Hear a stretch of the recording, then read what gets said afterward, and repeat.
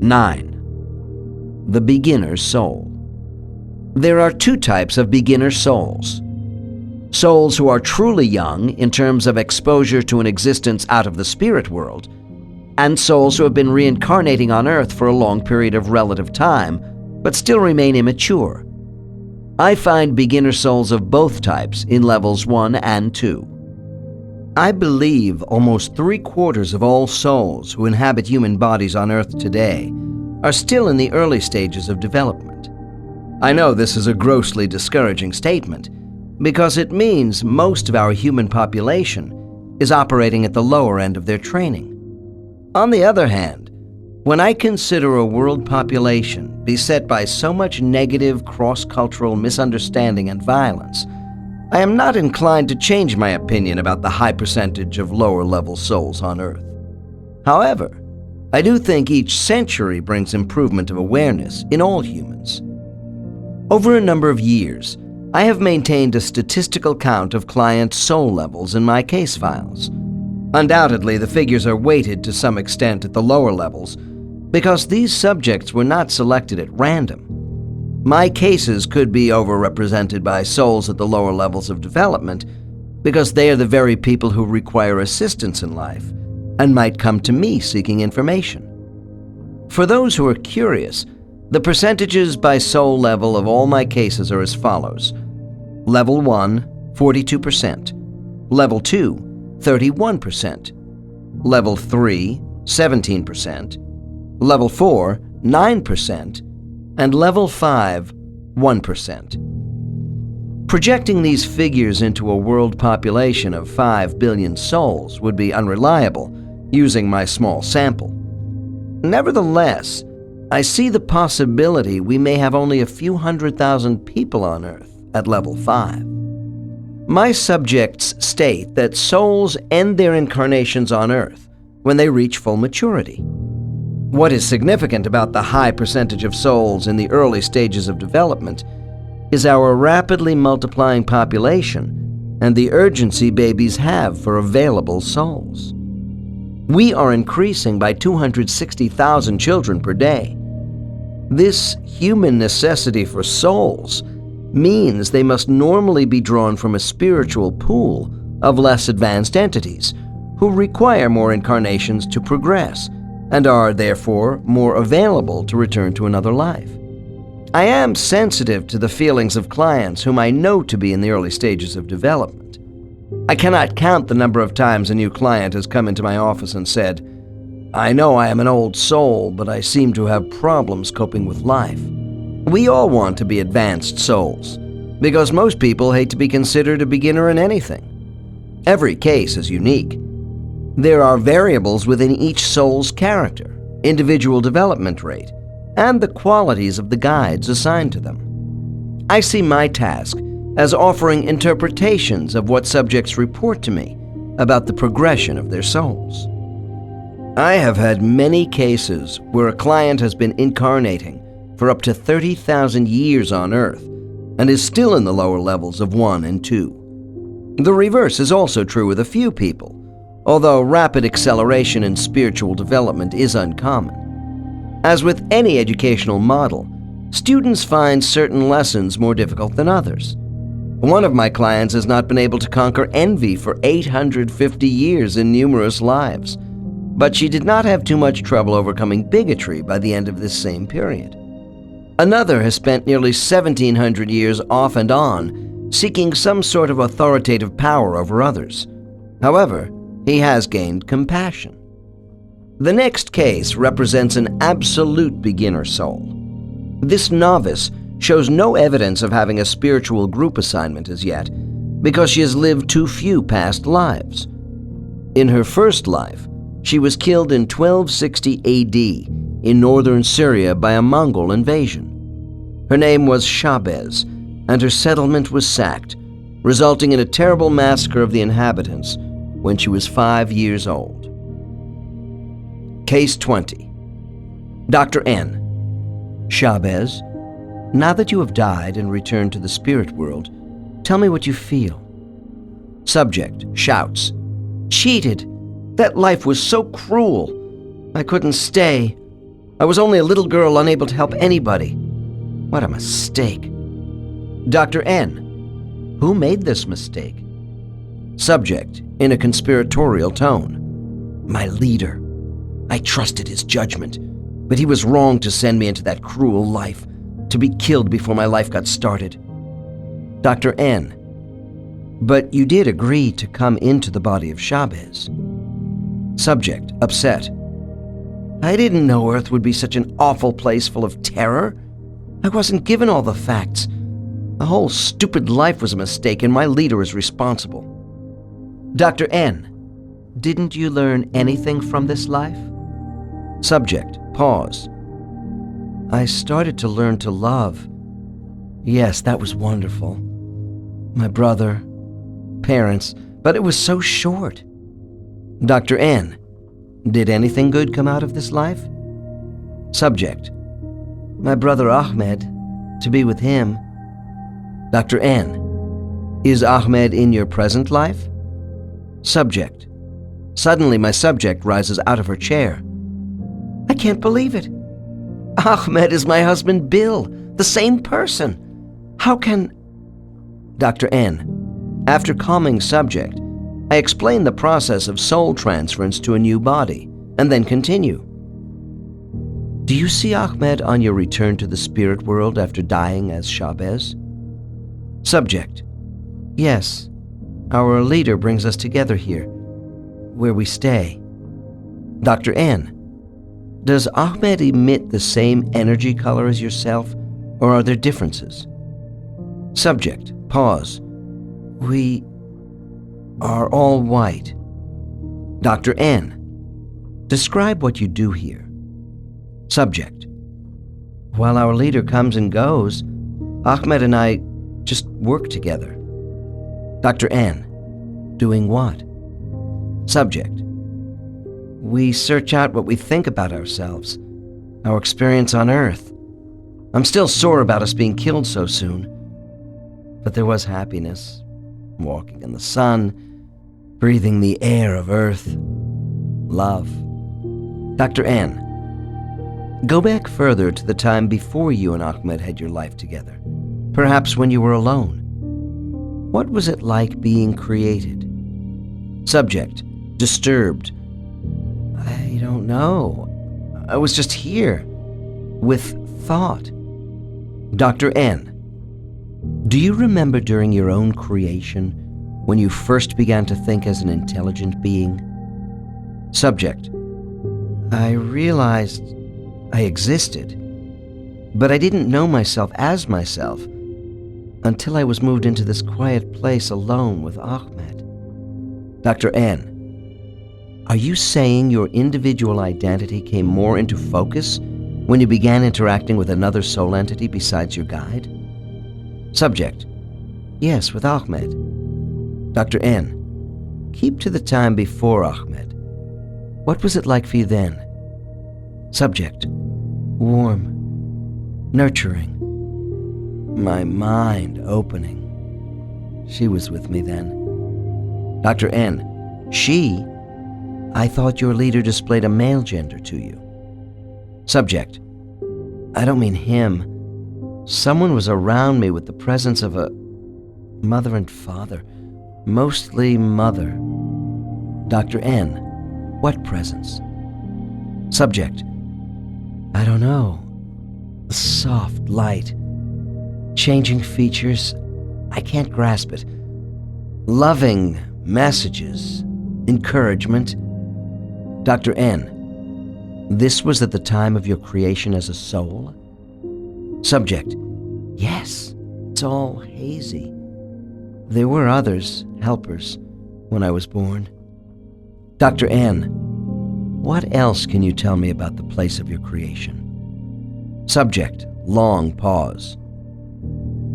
Others love me.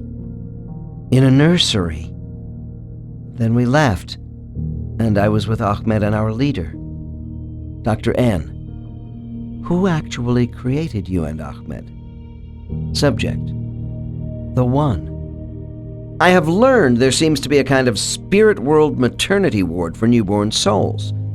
One client told me, "This place is where infantile light is arranged in a honeycomb fashion as unhatched eggs ready to be used." In Chapter 4 on displaced souls, we saw how damaged souls can be remodeled. My conjecture is these creation centers described by Chavez have the same function. In the next chapter, Case 22 will explain more about spiritual areas of ego creation, where raw, undefined energy can be manipulated into a genesis of self. Case 20 has some obvious traits of the immature soul. The subject is a 67-year-old woman who has had a lifetime of getting into disastrous ruts. She does not demonstrate a generosity of spirit toward others, nor does she take much personal responsibility for her actions. This client came to me searching for answers as to why life had cheated me out of happiness. In our session, we learned Ahmed was her first husband, Bill. She left him long ago for another man whom she also divorced because of her inability to bond with people. She does not feel close to any of her children. The beginner's soul may live a number of lives in a state of confusion and ineffectiveness, influenced by an earth curriculum which is different from the coherence and supportive harmony of the spirit world. Less developed souls are inclined to surrender their will to the controlling aspects of human society, with a socioeconomic structure which causes a large proportion of people to be subordinate to others. The inexperienced soul tends to be stifled by a lack of independent thinking. They also lean towards being self-centered and don't easily accept others for who they are.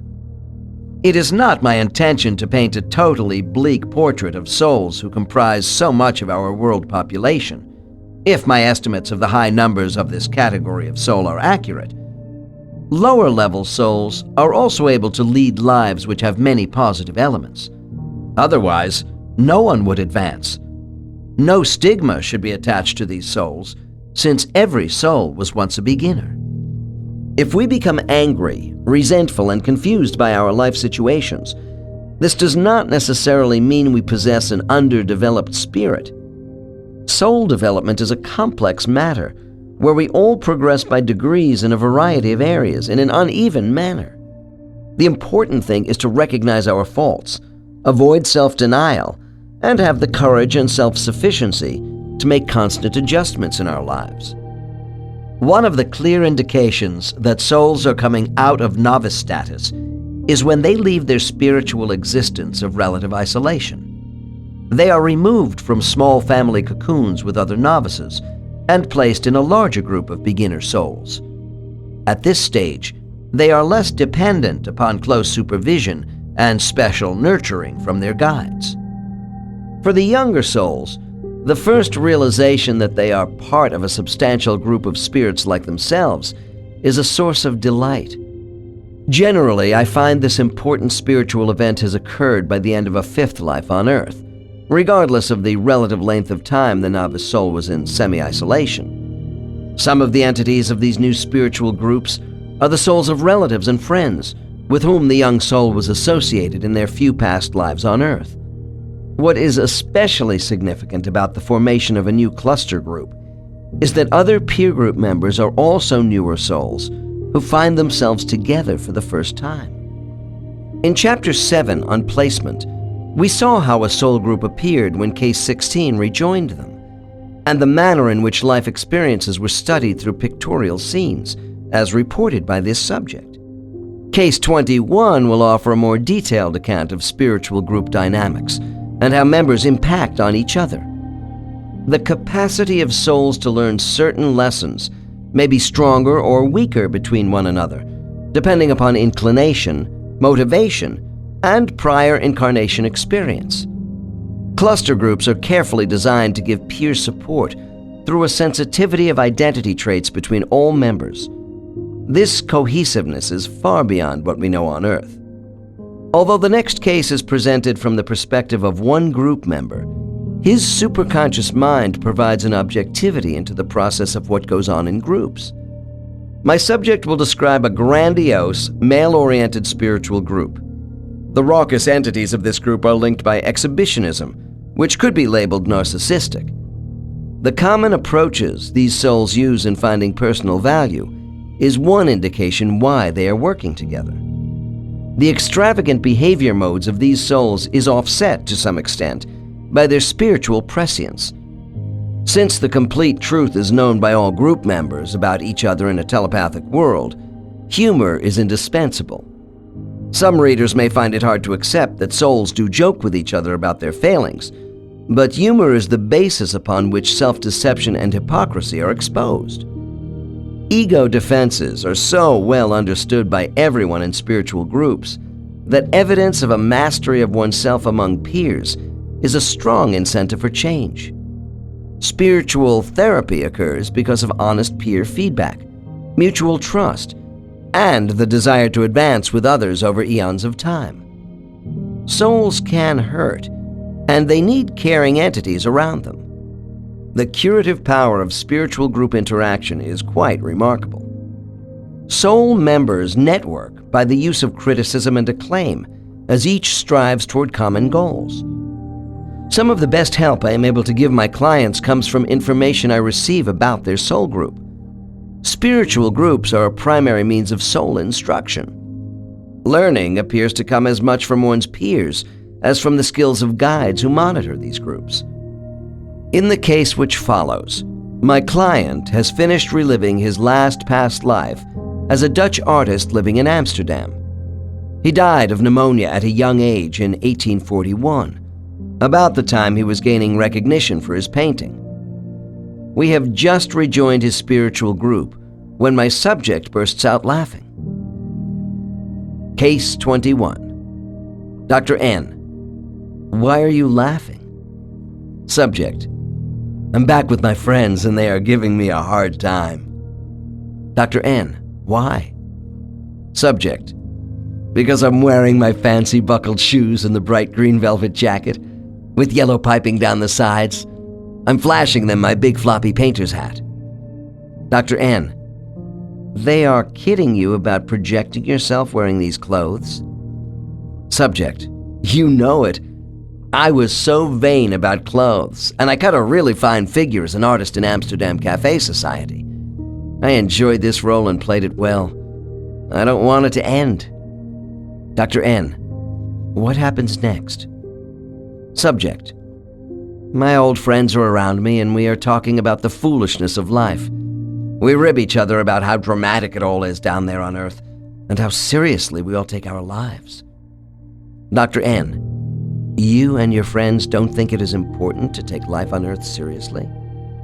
Subject. Look, Earth is one big stage play. We all know that. Dr. N. And your group is united in this feeling? Subject. Sure. We see ourselves as actors in a gigantic stage production. Dr. N. How many entities are in your particular cluster group in the spirit world? Subject. Pause. Well, we work with some others, but there are 5 of us who are close. Dr. N. By what name do they call you? Subject. Lem. No, that's not right. It's Alum. That's me. Dr. N. All right, Alum. Tell me about your close friends. Subject. Laughs. Norcross. He is the funniest. At least he is the most boisterous. Dr. N. Is Norcross the leader of your group?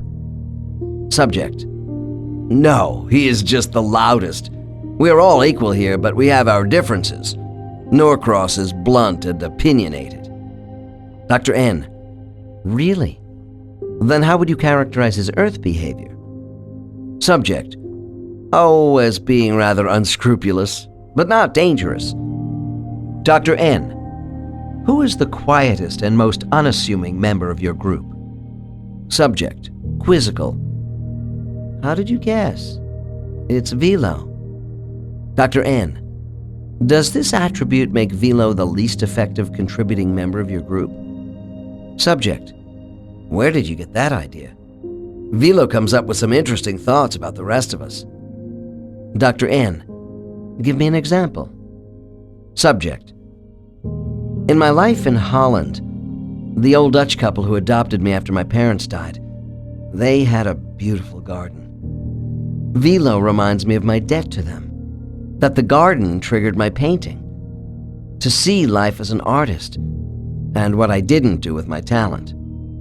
Dr. N, does Velo convey any other thoughts to you about this? Subject, sadly, that I should have done less drinking and strutting around and painted more, that my art was reaching the point of touching people. Subject pulls his shoulders back. But I wasn't going to stay cooped up painting all the time. Dr. N, do you have respect for Velo's opinions? Subject, with a deep sigh. Yes, we know he is our conscience. Dr. N, so what do you say to him? Subject, I say, innkeeper, mind your own business. You were having fun too. Dr. N, Velo was an innkeeper? Subject, yes, in Holland. Engaged in a business for profit, I might add. Dr. N, do you feel this was wrong of Velo? Subject, contrite. No, not really. We all know he took losses to help those poor people on the road who needed food and shelter. His life was beneficial to others. Dr. N, I would guess telepathic communication makes it hard to sustain your arguments when the complete truth is known by everyone? Subject, yes, we all know Velo is progressing. Damn! Dr. N, does it bother you that Velo may be advancing faster than the rest of you? Subject, yes, we have had such fun. Subject then recalls an earlier life with Velo, where they traveled together as brothers in India. Dr. N, what will happen to Velo? Subject, he is going to leave us soon. We all know that. To have associations with the others who have also gone. Dr. N, how many souls have left your original group, Alum? Subject, a long pause and then ruefully. Oh, a couple have moved on. We will eventually catch up to them, but not for a while. They haven't disappeared. We just don't see their energy as much. Dr. N, name the others of your immediate group for me, besides Velo and Norcross. Subject, brightening. Dubry and Trinian. Now those two know how to have a good time. Dr. N, what is the most obvious identifying characteristic of your group? Subject, with relish. Adventure. Excitement. We have some real pioneer types around here. Subject rushes on happily. Dubry just came off a wild life as a sea captain. Norcross was a freewheeling trading merchant. We live life to its fullest because we are talented at taking what life has to offer. Dr. N, I'm hearing a lot of self-gratification here, Alum. Subject, defensively. And what's wrong with that? Our group is not made up of shrinking violets, you know. Dr. N, what's the story on Trinian's last life? Subject, reacts boisterously. He was a bishop. Can you believe it? What hypocrisy! Dr. N, in what way? Subject, what self-deception? Norcross, Dubry, and I tell Trinian his choice to be a churchman had nothing to do with goodness, charity, or spirituality. Dr. N, and what does Trinian's soul mentally project to you in self-defense? Subject, he tells us he gave solace to many people. Dr. N, what do you, Norcross, and Dubry tell him in response? Subject, that he is going soft. Norcross tells him that he wanted money or otherwise he would have been a simple priest. Ha! That's telling him, and I'm saying the same thing. You can guess what Dubry thinks about all this. Dr. N, no, tell me. Subject, that Trinian picked a large city with a rich cathedral, spilling a ton of money into Trinian's fat pockets. Dr. N, and what do you tell Trinian yourself?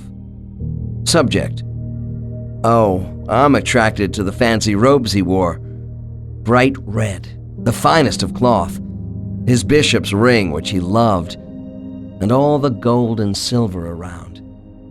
I also mention his desire to bask in adulation from his flock. Trinian can hide nothing from us. He wanted an easy, cushy life where he was well fed. Dr. N. Does he try to explain his motivations for choosing this life? Subject. Yes, but Norcross reproaches him. He confronts Trinian on seducing a young girl in the vestry. Jovially. Yes, it actually happened. So much for providing solace to parishioners. We know Trinian for who he really is, an outright rogue. Dr. N. Does Trinian offer any excuses to the group for his conduct? Subject. Subject becomes quieter. Oh, the usual. He got carried away with the girl's need for him. She had no family. He was lonely in his choice of a celibate church life. He says he was trying to get away from the customary lives we all choose by going into the church. That he fell in love with the girl. Dr. N. And how do you, Norcross and Dubry, feel about Trinian now? Subject. Severely. We think he is trying to follow Vilo as an advancing soul, but he failed. His pious intentions just didn't work for him. Dr. N. Alum, you sound rather cynical about Trinian's attempts to improve himself and make changes. Tell me honestly, how do you feel about Trinian? Subject. Oh, we are just teasing him. After all. Dr. N. Your amusement sounds as if you are scornful over what may have been Trinian's good intentions. Subject. Sadly. You're right. And we all know that. But, you see, Norcross, Dubry, and I, well, we don't want to lose him from the group, too. Dr. N. What does Vilo say about Trinian? Subject.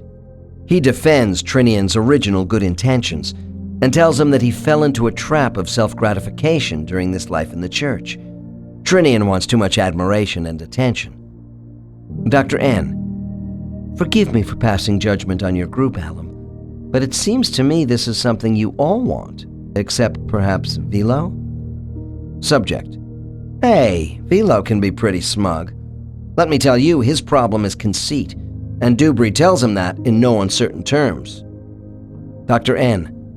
And does Vilo deny it? Subject. No, he doesn't. He says at least he is working on it. Dr. N. Who among you is the most sensitive to criticism? Subject. Pause. Oh, I guess it would be Norcross, but it's hard for all of us to accept our faults. Dr. N. Level with me, Alum. Does it bother the members of your soul group when things can't be hidden from the others? When all your shortcomings in a past life are revealed? Subject. Pause. We are sensitive about it, but not morbid. There is great understanding here among us. I wanted to give artistic pleasure to people and grow through the meaning of art. So what did I do? I ran around the Amsterdam canals a lot at night and got caught up in the fun and games. My original purpose was pushed aside. Dr. N. If you admit all this to the group, what kind of feedback do you get? For example, how do you and Norcross regard each other? Subject. Norcross often points out I hate to take responsibility for myself and others. With Norcross, it's wealth. He loves power. But we are both selfish, except that I am more vain. Neither of us gets many gold stars. Dr. N. How does Dubry fit into your group with his faults? Subject. He enjoys controlling others by leadership. He is a natural leader, more than the rest of us. He was a sea captain, a pirate, one tough individual. You wouldn't want to cross him. Dr. N. Was he cruel? Subject. No, just hard. He was respected as a captain. Dubry was merciless against his opponents in sea battles, but he took care of his own men. Dr. N. You have told me that Vilo assisted people who were in need on the road, but you haven't said much about the positive side of your lives. Is anyone in your group given any gold stars for unselfish acts? Subject. Intently. There is something else about Dubry. Dr. N. What is that? Subject. He did one outstanding thing. Once, during heavy seas, a sailor fell off the mast into the ocean and was drowning. Dubry tied a line around his waist and dove off the deck. He risked his life and saved a shipmate. Dr. N.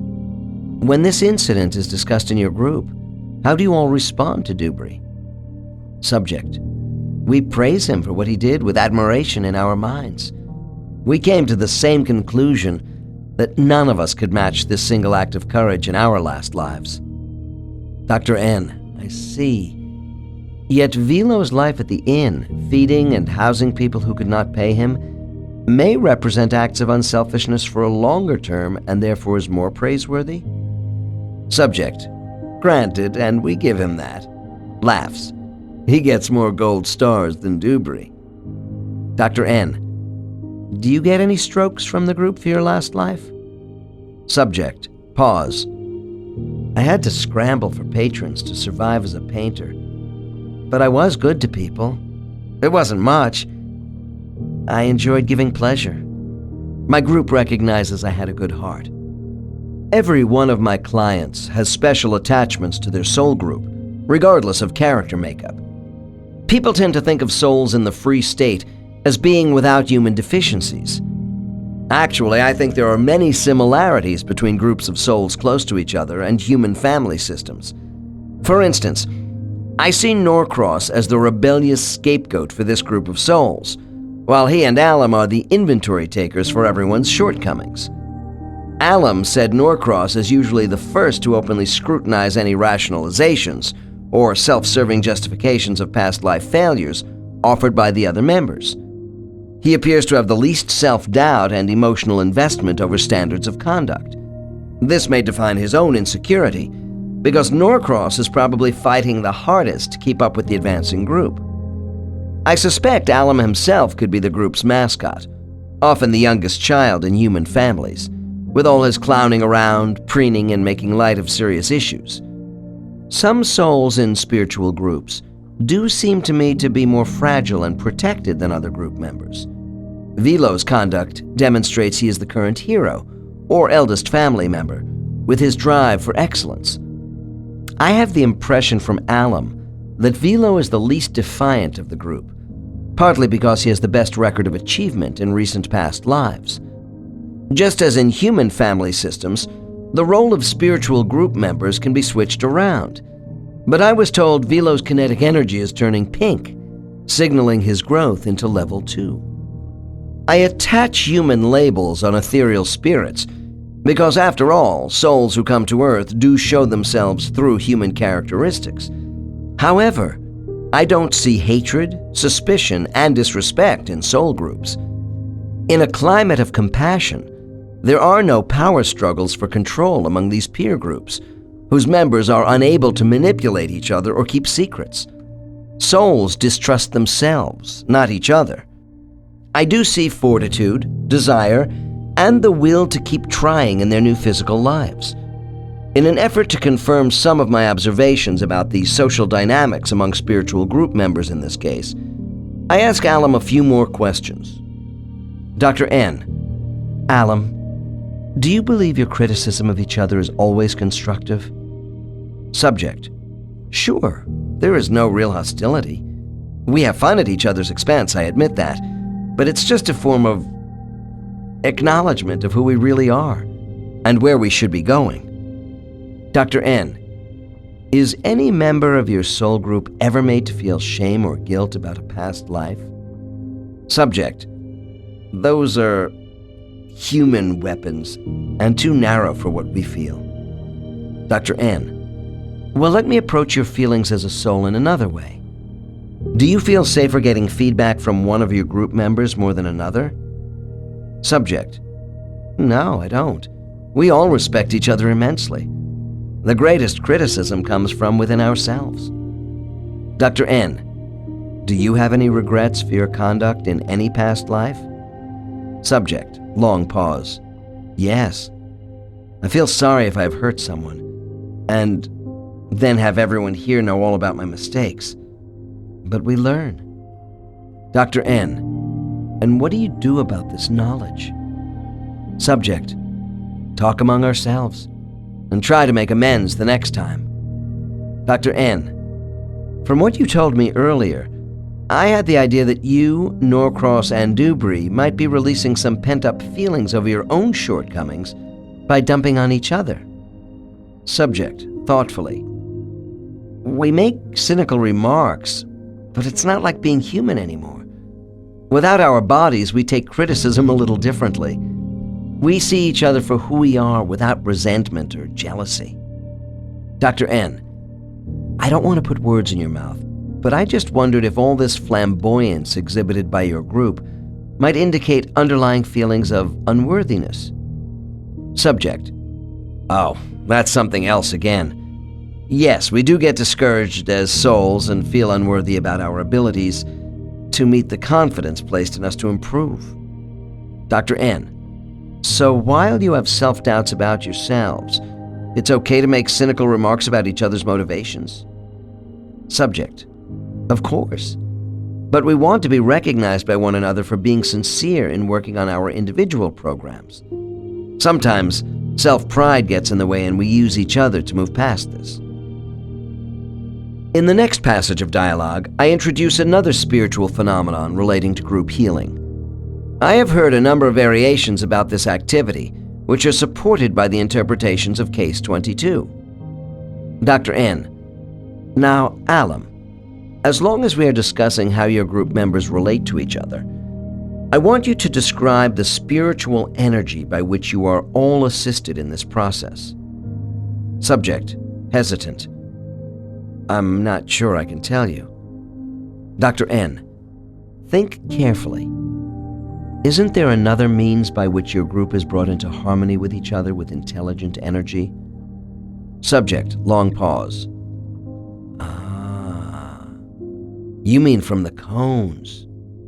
Dr. N. The word cone is new to me, but I know I'm on the right track. Yes, the cones. Explain what you know about them relative to your group. Subject, slowly. Well, the cones do assist us. Dr. N. Please continue, and tell me what the cone does. I think I have heard about this before, but I want your version. Subject. It's shaped to go around us, you know. Dr. N. Shaped in what way? Try to be more explicit. Subject. It is cylindrical, very bright. It is above and all around us. The cone is small at the top and wide at the bottom, so it fits over all of us, like getting under a great white cap. We can float under the cone in order to use it. Dr. N. Are you sure this isn't the shower of healing you experienced right after your return to the spirit world? Subject. Oh no, that was more individual purification, to repair earth damage. I thought you knew. Dr. N. I do. I want you to explain how the cone is different from the shower of healing. Subject. The top funnels energy down as a waterfall in a spreading circle around all of us, and allows us to really concentrate on our mental sameness as a group. Dr. N. And what do you feel when you are under the cone? Subject. We can feel all our thoughts being expanded, then drawn up and returned back, with more knowledge added. Dr. N.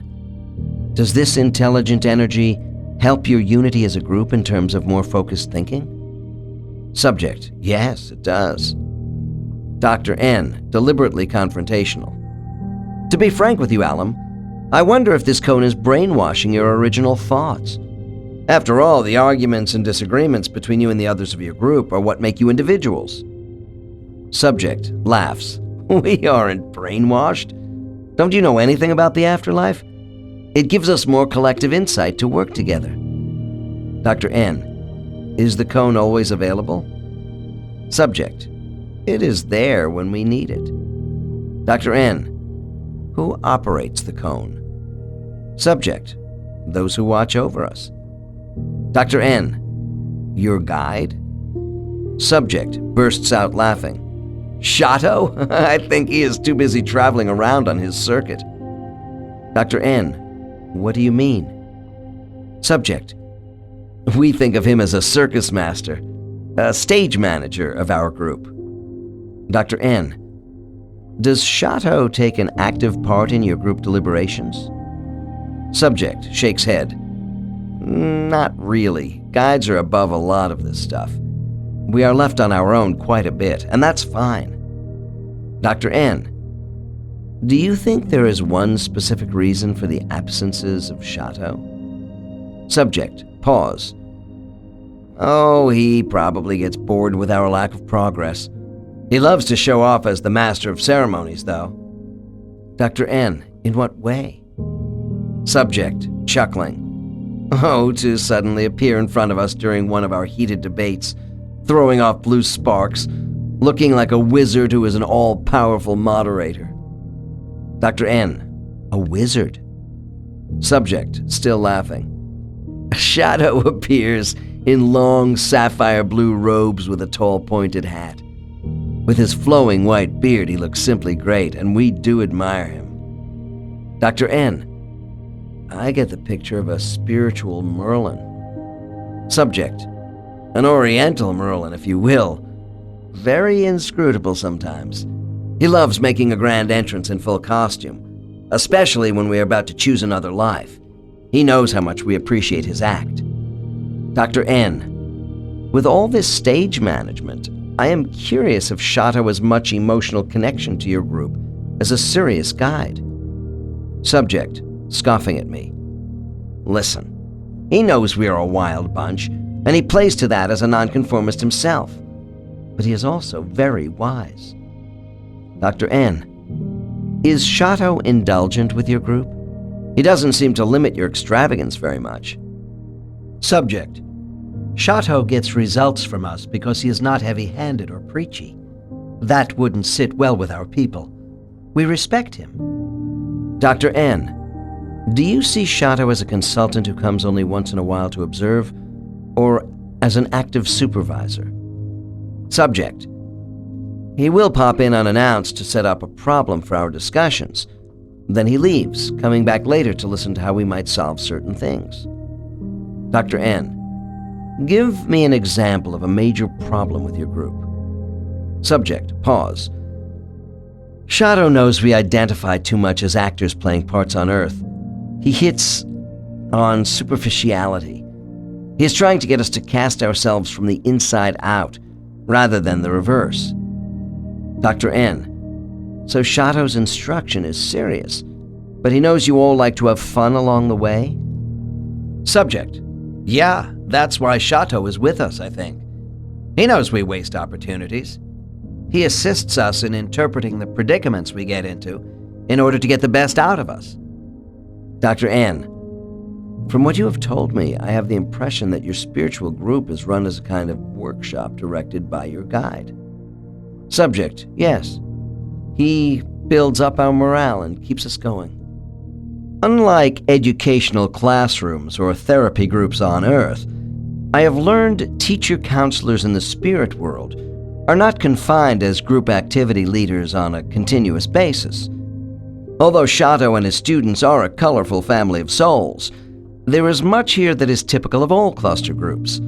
A guide's leadership is more parental than dictatorial.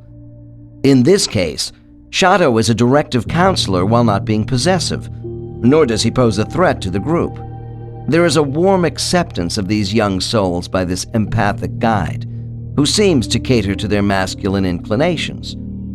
I will close this case with a few final questions about the group as a spiritual unit. Dr. N. Why is your group so male-oriented on Earth? Subject.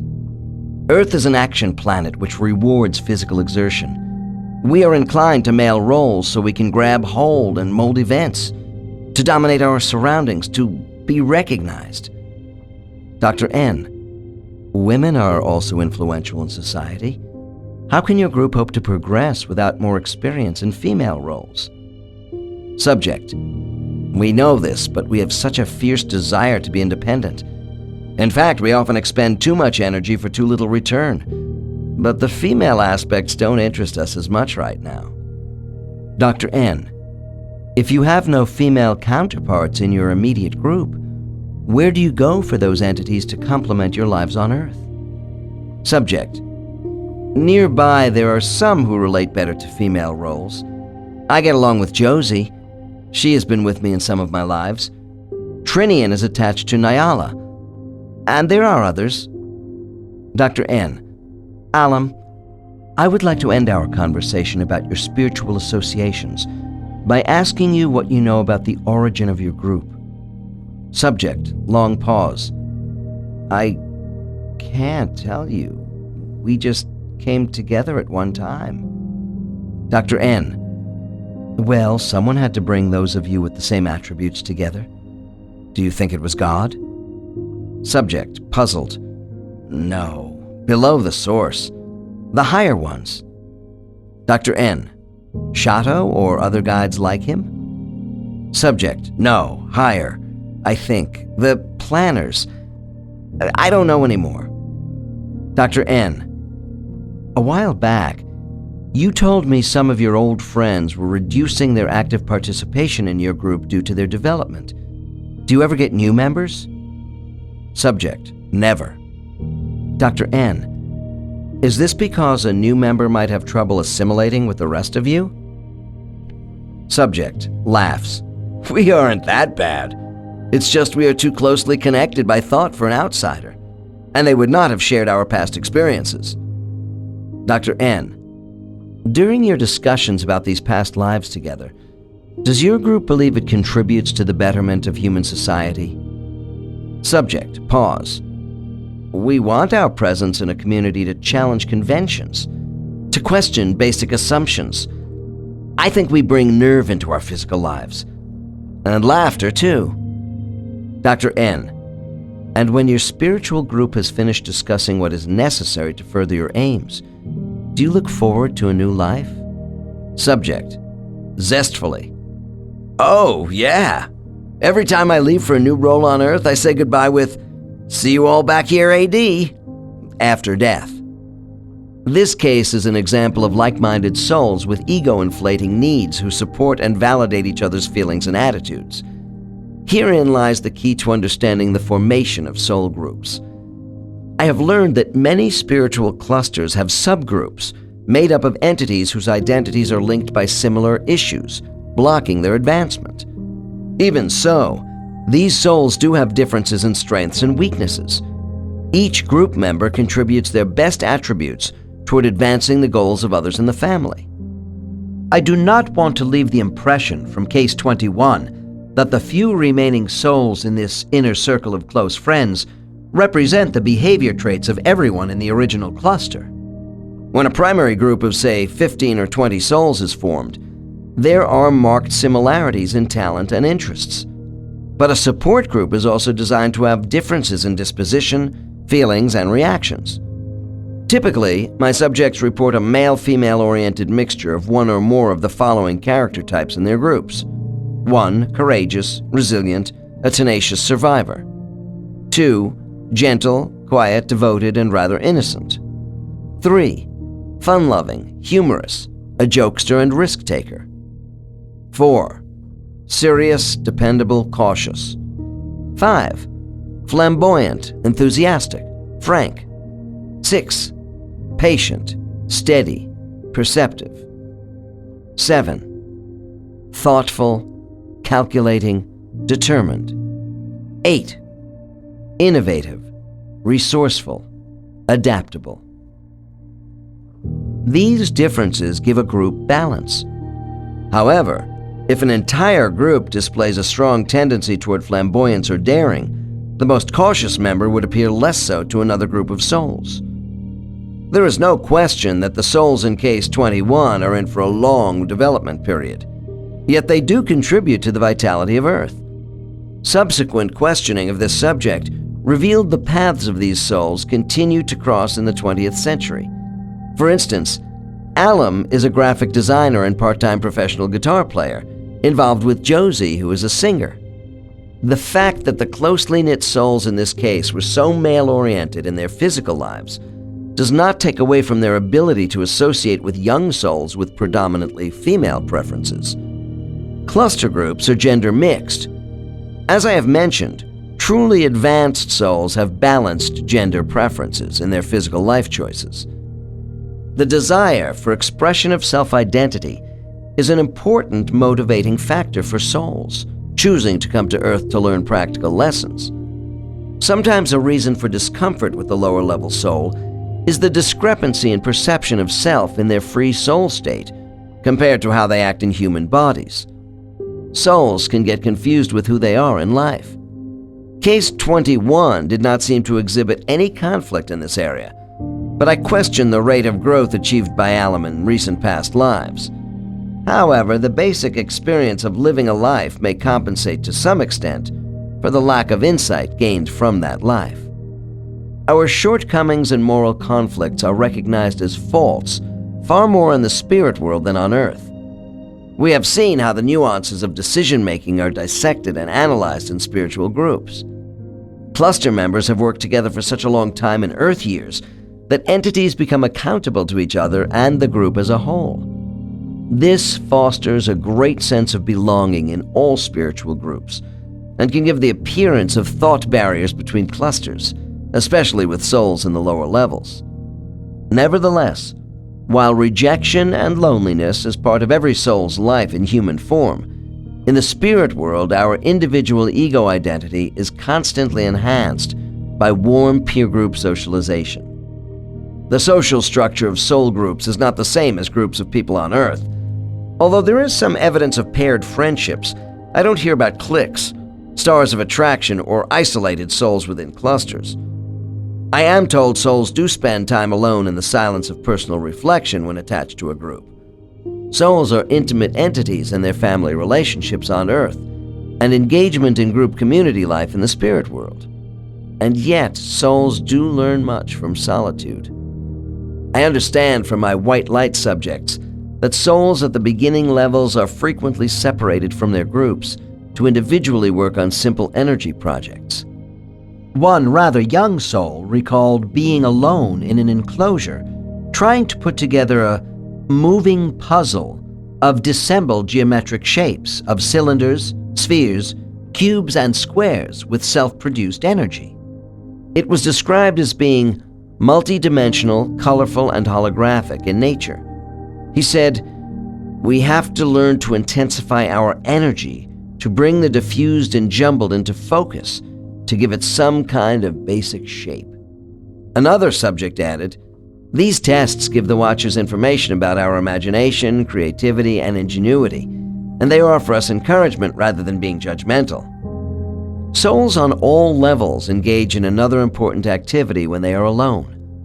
They are expected to spend time mentally concentrating on helping those on Earth, or other physical worlds, whom they have known and cared about. From what I can gather, they go to a space some call the place of protection. Here they enter an interdimensional field of floating silvery blue energy and project outward to geographical areas of their choosing. I am told this is a mental exercise in holding and releasing positive vibrational energy to create a territory. This means souls ride on their thought waves to specific people, buildings, or a given area of land in an attempt to comfort or effect change.